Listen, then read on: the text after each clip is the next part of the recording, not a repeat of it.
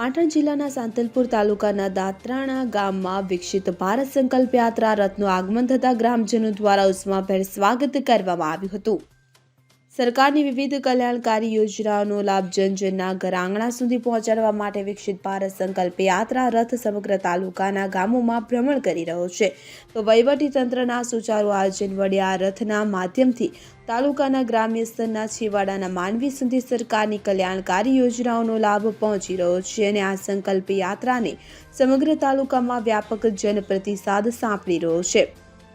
દાત્રાણા ગામ ખાતે આવી પહોંચેલ વિકસિત ભારત સંકલ્પ યાત્રા દરમિયાન તાલુકા વિકાસ અધિકારી ભાવસાર સાહેબ, નાયબ મામલતદાર શ્રી વારાહી અને તાલુકા પંચાયતનો સ્ટાફ, મહામંત્રી તાલુકા ભાજપ લખમણભાઈ ચૌધરી, અરવિંદભાઈ ઠક્કર ભાજપ ઉપપ્રમુખ ભાજપ અને તાલુકા પંચાયતના પ્રમુખ કંકુબેન પરમાર તેમજ રાધનપુર તાલુકાના ધારાસભ્ય લવિંગજી સોલંકી, શાળાના આચાર્ય અને શાળાનો સ્ટાફ હાજર રહ્યા હતા। આ કાર્યક્રમ દરમિયાન અલગ અલગ સ્ટોલ બનાવી લોકોને ઘર આંગણે તમામ 17 પ્રકારની યોજનાઓની માહિતી આપવામાં આવી હતી। આ પ્રસંગે આવેલા મહેમાનોનું ભવ્ય સ્વાગત કરવામાં આવ્યું હતું।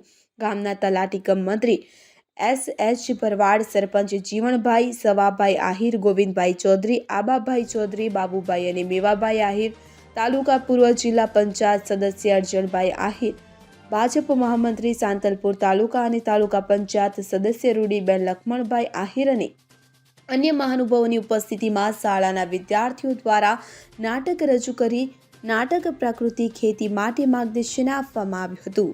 મારું આખું નામ આહિર ખોડાભાઈ રામભાઈ, દાત્રાણા ઉપસરપંચ।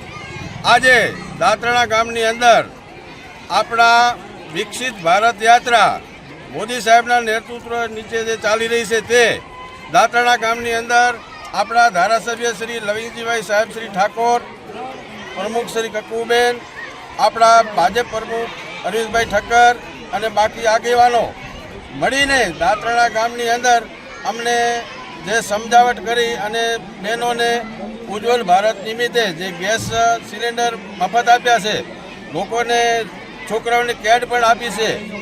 બાકી સહકાર તરફથી ખૂબ અમને લાભ મળી રહ્યો છે અને એવી જ રીતે સાથ સહકાર સરકાર અમને આપે એવી દાત્રાણા ગામની ખૂબ અભિનંદન અને શુભેચ્છાઓ। ભારત માતા।